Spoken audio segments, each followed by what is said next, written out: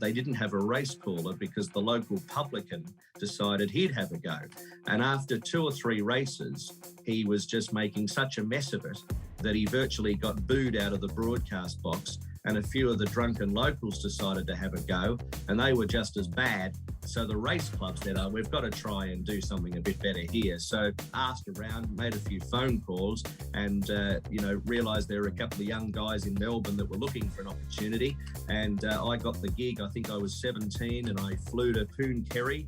Never heard of the place before, and I'd never been back there since, but that was my first chance. Here we are now, as you say, 25 years on after calling 5 Melbourne Cups. But it's always just that getting that first break is always the hardest.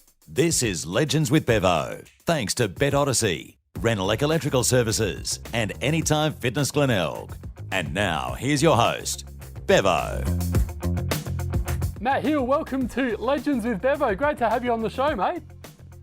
Bevo, absolutely fantastic. I'm just a little bit envious that I couldn't have a set behind me that is so good like yours. It's absolutely tremendous where you are, but lovely to have a chat. Looking forward to it. I do feel like a bit of a younger version of Mike Sheehan, although I shouldn't really say that because he's miles ahead of me in terms of his experience, but it's a pretty good setup here for sure. Oh, absolutely. The only thing is, it would have been good to sit in the studio with you, but we're in different states. Your seats look very comfortable there. Yes, very much so. Well, hopefully one day, post-COVID, we can get to meet in person and have a proper chat. I look forward to that. All right, we'll get things started now. Segment number 1, mate. This one is called What Were You Thinking? Now, you've called your 5th Melbourne Cup this year, which you obviously do a wonderful job of that. Everyone knows the voice of Matt Hill. Plus, you've been involved as a broadcaster for 20 plus years. You've called the Australian Open, you've called the AFL, the Caulfield Cup, 5 Olympics, the Cox Plate, the list goes on. Mate, tell us about when you sort of first started. Was there someone on TV that sort of gave you an inspiration to be a commentator, or where did you sort of get that real love for wanting to be a commentator? And did it sort of come from being a young fella? Oh, absolutely. Yeah, I was obsessed when I was probably 7 or 8 years of age, to be honest. And I think I'm probably one of the last generation. I mean, I'm 40. So a lot of the younger guys now that are in their, sort of teens or early 20s, they're taking a lot in via television, and there's a lot of sport on television now. So it's very hard for a commentator to really break through. Whereas when I was a young guy, there was only really 3 or 4 television stations. There was no such thing as pay TV, and there was the radio. So I sound like I'm talking like an old man, but it was still in like the 80s, early 90s. So listening to the radio was the real key for me. And I mean, it was an absolute must on a Sunday to watch Sports World on Channel 7, and then have Bruce McAvaney there interviewing all of the key protagonists, and then he'd do the football panel, and then he'd go off and call the football, and then the week after he'd be hosting from the Australian Open, and then the week after he'd be at Bathurst Motor Racing. And I thought, gee, what a great job that would be.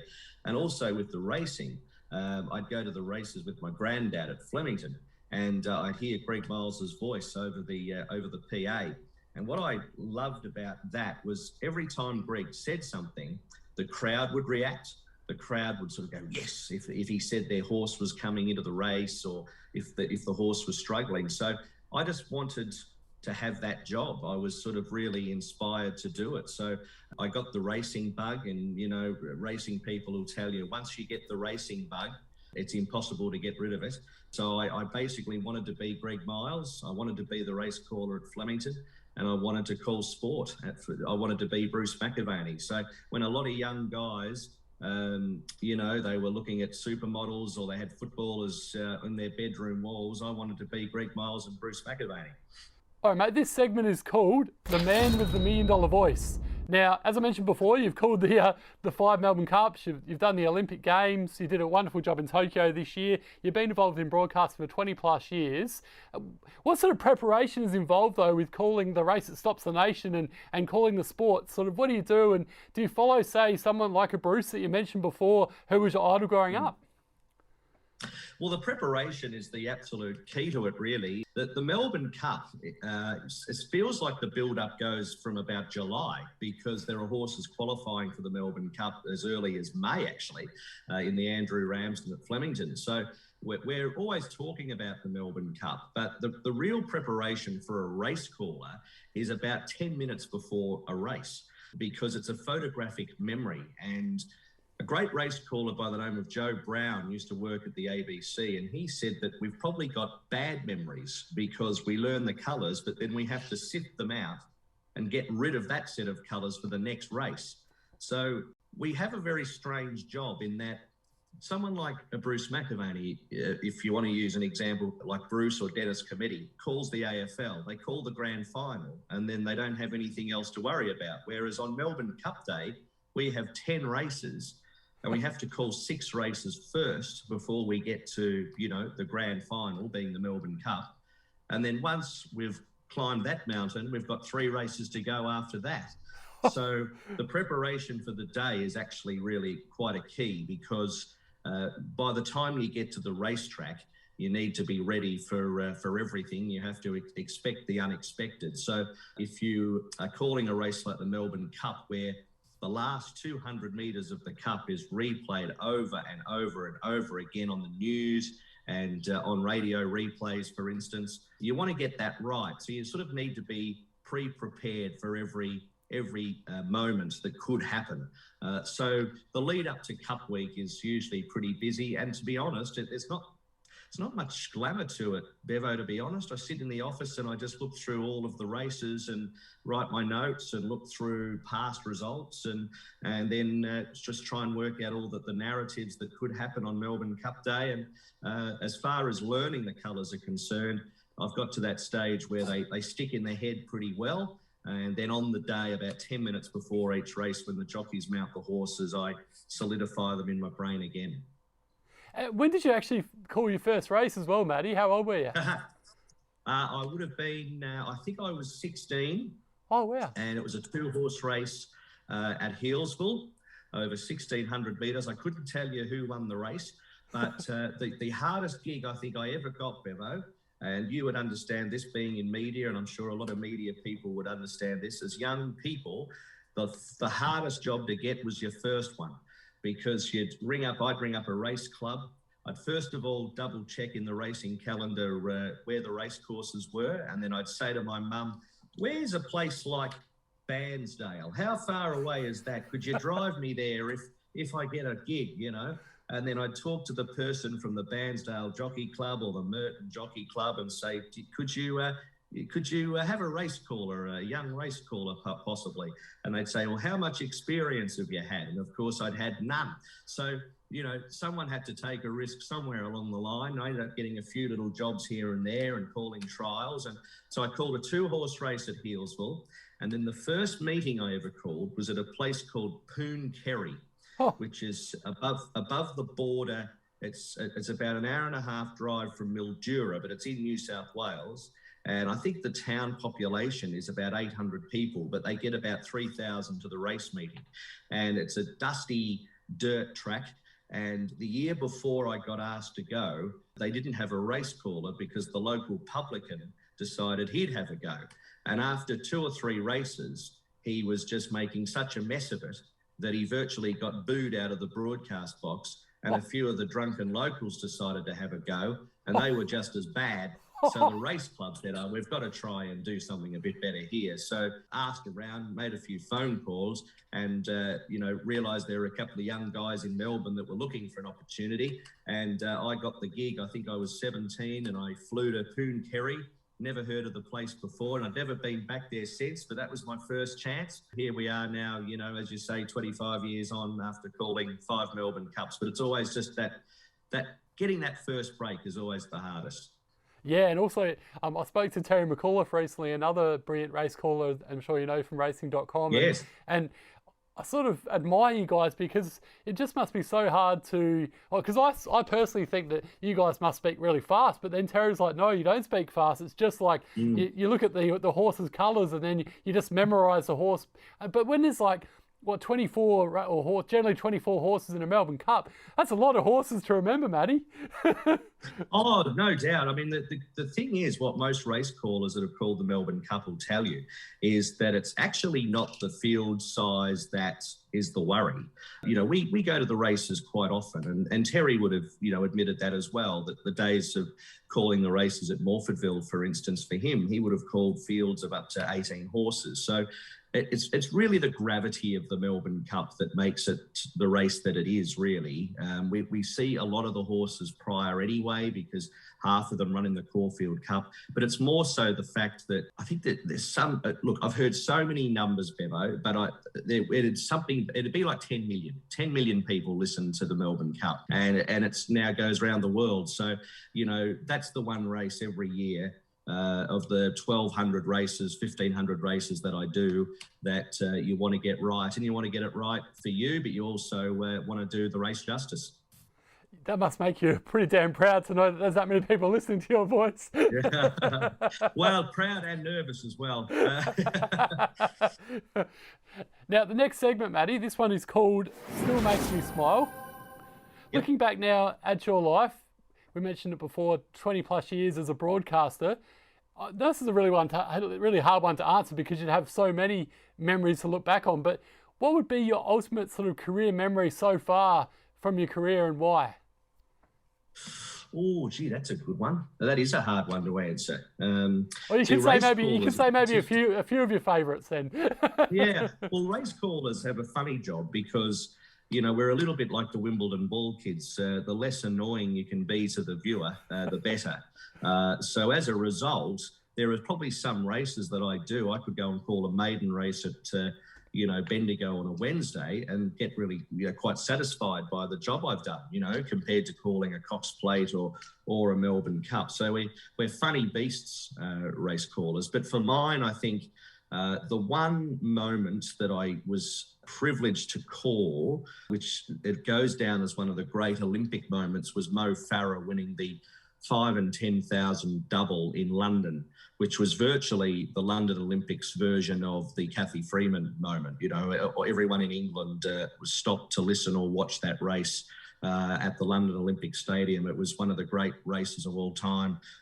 So I think Mo, particularly winning the second of the races over the 5,000 metres, it'd have to be in the top 5 Olympic moments of all time. So I had the privilege of calling that race for Australian radio. So I think that goes down as probably the number one. But then looking at Vow and Declare's Melbourne Cup in 2019, it was the build-up to it. We had 24 runners. One of them was an Australian-bred horse, trained by an Australian, ridden by an Australian in Craig Williams, who I'd followed since a young boy. I actually remember standing over the fence at Flemington when I was 15, getting Craig Williams' autograph. And at some, 25 years on, I'm quite pally with Craig. And for him to win the Melbourne Cup, the one race that he hadn't won, and to call that race in such an insane finish with 4 or 5 horses across the track, that'll probably go down as one of my favourites. And then obviously to call Winks, one of our greatest horses of all time, winning 4 Cox Plates. I was absolutely blessed that when Greg Miles announced his retirement, that the first Cox Plate I was to call was her attempt at winning a 3rd Cox Plate and match Kingston Town. So I got very, very lucky. So there's 3 moments. But as I say, I'm one of those guys that I could go and call a qualifying match for the Australian Open between the number 240 in the world and number 470 in the world and still get great satisfaction of doing what I do. So, yeah, it's nice to do the big ones, and sometimes it's nice to do the small jobs too. Well, I can relate to that a little bit, mate. Not to sort of your level, but I've been calling a bit of basketball and footy this year and just really enjoying it. And obviously it's a challenge, and especially calling footy, it's one of the hardest things you can do. Not quite as hard as horse racing, but yeah, just calling that play-by-play, and it's very difficult. Yep. So I've definitely got admiration for it. You say that about football, which is interesting because I've been doing some football myself this year, and I'm like you. I love the adrenaline rush of calling the football, but don't worry, it's a fast game. It's a lot faster than what it used to be 20 years ago, and as opposed to being a race broadcaster, you've got 20 blokes out there that all look the same. They're all wearing the same thing. When there's 24 in the Melbourne Cup, at least they're wearing something different. So, it isn't the easiest task. That's definitely true. Now, this next segment, Matt, is called Moments I'd Rather Forget. So, 20 plus years as a broadcaster, I mentioned before, thousands of races that you've called in terms of horse racing, the Olympics, the list goes on. Tell us about a couple of your most embarrassing moments or awkward moments in the commentary box and why. Well, career-wise, there was one that I prefer to forget for quite a serious reason. Part of my, well, if you like to say, Olympic journey was the first time I went to the Olympics in Beijing for Australian radio, and I got very, very ill. In fact, I nearly died. I contracted a disease called melioidosis, which I got through the air. You get it through dust particles or through the air. And I'd been calling the rowing. I'd been a part of the team for just on a week. In the latter part of that first week, I was starting to feel horrendous, and I ended up being air-vaced out of China and ended up in intensive care in Hong Kong. So it was touch and go there for a time, for quite a time. I survived. I've survived and here to tell the tale. So that was probably something that I don't know if I'd want to forget it though. I mean, I think you sort of get to the stage in life where you're quite grateful, and I think to survive that and to be here to tell the tale, it's just one of those life experiences. But that was something that we'll never forget. As far as broadcasting experiences, I'll never forget one day at Newcastle, and there was a field of 8. And not exactly a complicated race to call, I wouldn't have thought, but a horse was 5 lengths in front and I couldn't remember the thing's name. Could not remember it. And I started and stammered and I racked my brain. And as the horse hit the line, in fact, the worst thing what I tried to do is I realised that I'd forgotten the horse's name. So I dived for the binoculars and tried to find its number on the side of its body, and the wind was flapping the number so much that I couldn't tell the number either. So it was the worst. It was the race caller's worst nightmare. And I got the horse's name right on the line. So it wasn't a complete disaster, but it was 95% a disaster and felt like an absolute fool. But it can happen. It's the race caller's worst nightmare, a mental block, and every single race caller, I can guarantee it, has had one. And all of us, and I don't know, I thought I was the only one until I started asking some of the local race callers and even race callers overseas. We all have a recurring dream, I reckon once every 3 months, where we're dreaming about forgetting a horse's name. So I don't know what on earth we're doing to our brain cells when we do this job, but I'd have a dream probably once every 2 or 3 months where I've got to the broadcast box and I've forgotten a horse's name and it's raced away and won. It's our worst nightmare. Well, it can't be as bad as what happened to Jimmy Jakes a couple of years ago when his voice just went completely on him, and I felt so sorry for the guy. Yeah. Well, the thing was, we were all sort of, instead of cheering for the horses, we all started cheering for Jimmy, didn't we? When he got to the 200-metre mark, we thought, come on, mate, you can get through it. But isn't it amazing that some of these things, I remember there's a great greyhound caller here in Melbourne named Paul Hammond. He's called thousands of races over 30 years, and he's travelled Victoria calling greyhound races. And he called a greyhound race one night at Cranbourne where it was fog. You couldn't see the dogs. It was just completely fogged in.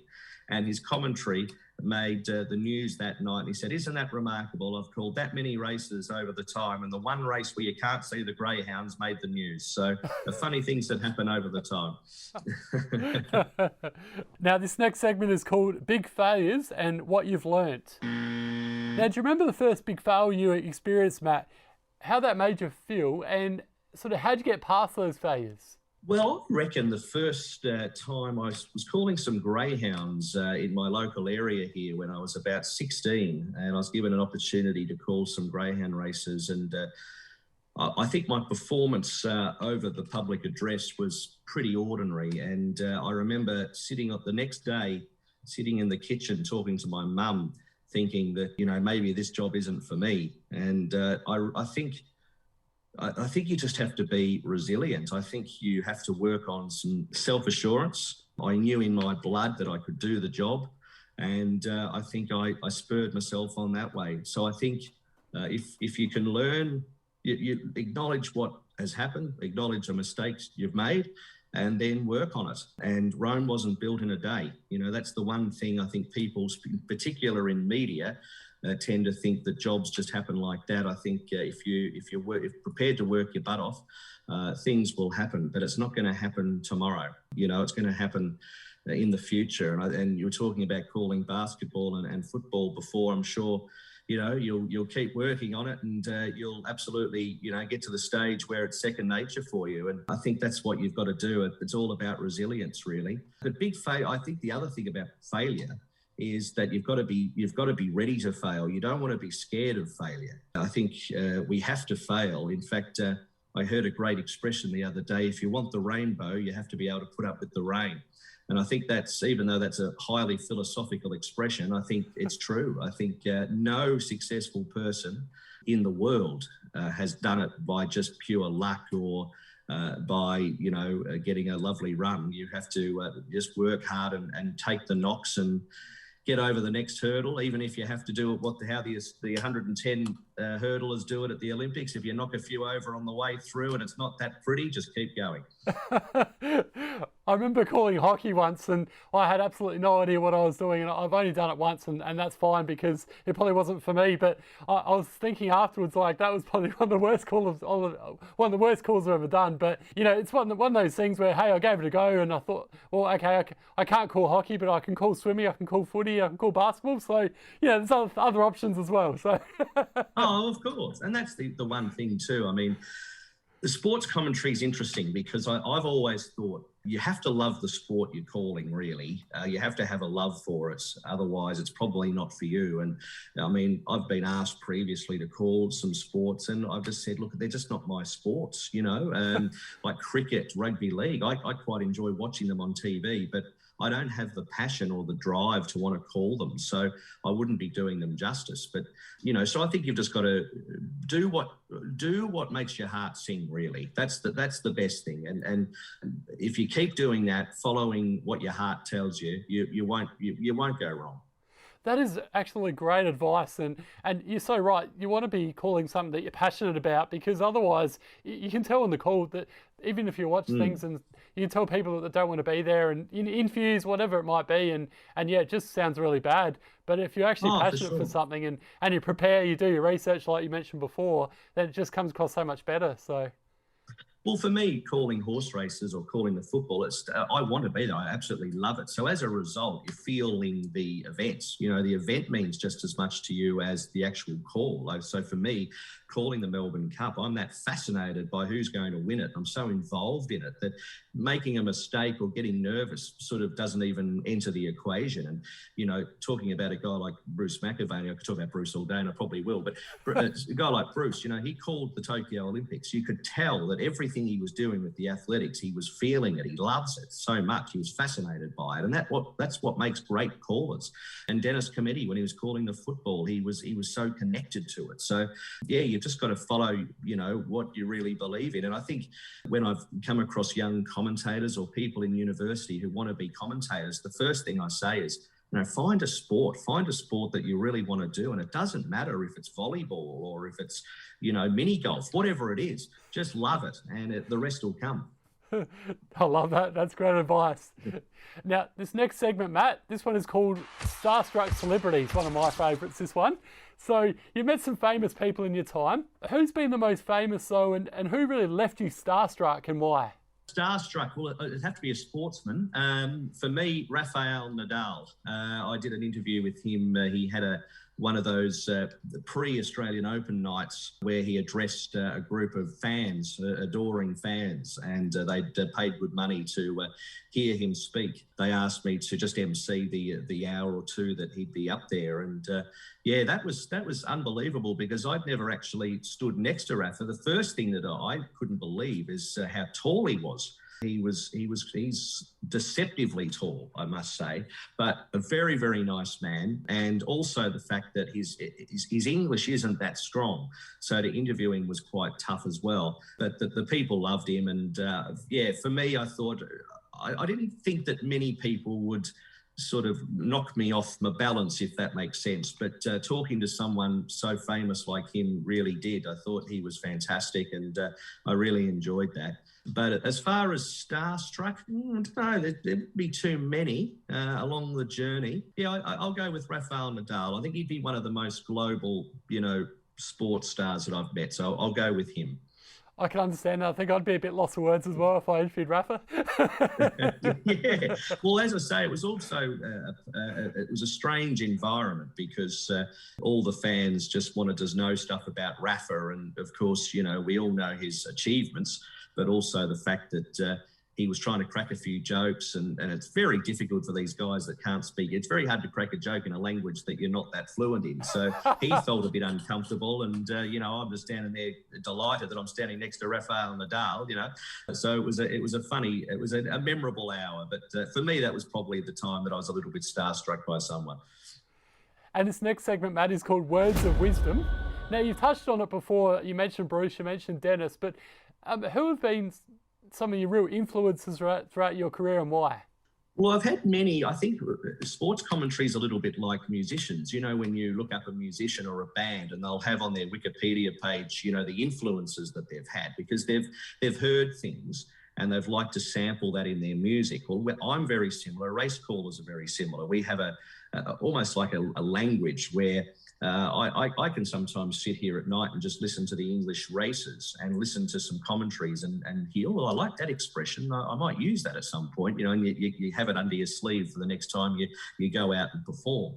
So for me, with the race calling, obviously Greg Miles, I adored when I was a young guy listening over the public address. At that time, a guy called Dan Malecki was calling the races on Channel 10, and he's now the voice of harness racing here in Melbourne. And I've always really listened to him, and he's been a great influence for me.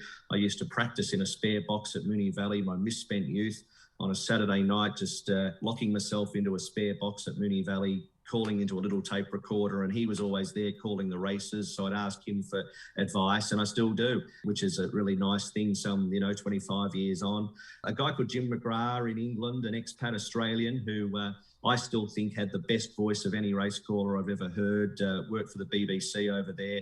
He was a guy that I just loved listening to and modelled myself on. And as I mentioned, Bruce McAvaney, I used to sit in my lounge room and just pretend that I was hosting Sports World. I just wanted to be Bruce, pretend I was hosting the Masters golf and all that sort of stuff, and call the football. I absolutely loved it. So they were sort of the guys that I wanted to be. And it's really nice, at least probably something a bit different away from the musicians, which I started with. A lot of musicians probably come along and never get to meet their idols or work with their idols. I've had that great opportunity to meet mine and work with them and get advice from them. So for that, I'm very grateful. And before we let you go, we've got a mutual love for the late, great Daryl Eastlake. I have to get you to do your best Daryl impersonation before we go. Well, I remember, I can sort of tell the viewers that when you talked to me about loving Daryl Eastlake, the first thing that came to my mind was, it's huge, And of course, Daryl was in that period in the 90s that I spoke about earlier, where you turn on Channel 9 Wide World of Sports, and it didn't matter what sport it was, if it was surf life-saving or people jumping off mountains or whatever it was Daryl calling the action. But of course, it was the weightlifting that really propelled Daryl into the stratosphere. He made what I would say a technical sport, but not the most exciting sport to watch, into just this remarkable event. And everyone, especially the Commonwealth Games in Melbourne in 2002, when Daryl Eastlake made a return to the microphone, it was an absolute joy. And I think for Daryl Eastlake supporters, or even people that loved the TV broadcasting in the 90s and even before that, the 80s, to sit there and watch Wide World of Sports on a Saturday with Ken Sutcliffe and Max Walker, and there was Daryl Eastlake calling every silly and wonderful sport. He brought them to life, and that was fundamentally what Daryl Eastlake's, he was a masterclass of a broadcaster, because he brought things to life. And in a similar vein, a guy like Ray Warren, who is the voice of rugby league, he was told that, he's going to call some swimming for Channel 9 in the 80s. And I don't think Ray at the time was sort of over the au fait with swimming. And all of a sudden, he turned that sport into his own and brought the sport to life. So you can only dream of doing that as a broadcaster. So someone like Darryl Eastlake, hats off to him. He was just a master.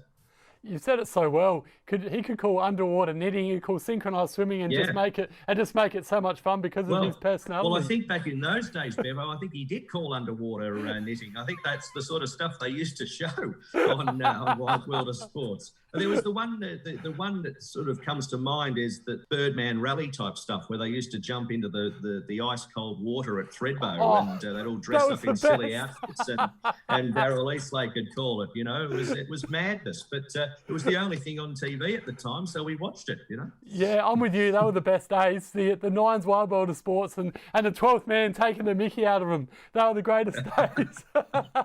Well, I've always wondered about that. Like that was in a day where the cricket commentators famously had a job for life, because of Kerry Packer's support. But I do really think those guys like Tony Gregg and Bill Laurie and of course, Richie, they became even more living legends because of the 12th man. I think I don't think Richie was overly that happy with the 12th man, but I think deep down they knew that they became absolute icons because of Billy Birmingham's work. I think you're right. And thanks so much, Matty. It's been a marvellous chat today. Oh, you do it well. Yeah, I'm not a great one at impressions, but terrific to be here. He's a Victorian. I'm a Victorian. I just want to book him. Yeah, Billy Laurie. Fantastic. Good on you. I love it. Hey, Matt Hill, thanks so much for joining us on Legends with Bevo today. This has been an absolute blast, and hopefully, like I mentioned before, we get to catch up for a beer and catch up in person. Oh, I'd love it. And look at those seats in your studio. They look that comfortable. I look forward to doing it in person one day. Thanks for having me. That would be fantastic. You take care and keep up the great work. Good on you, Bevo.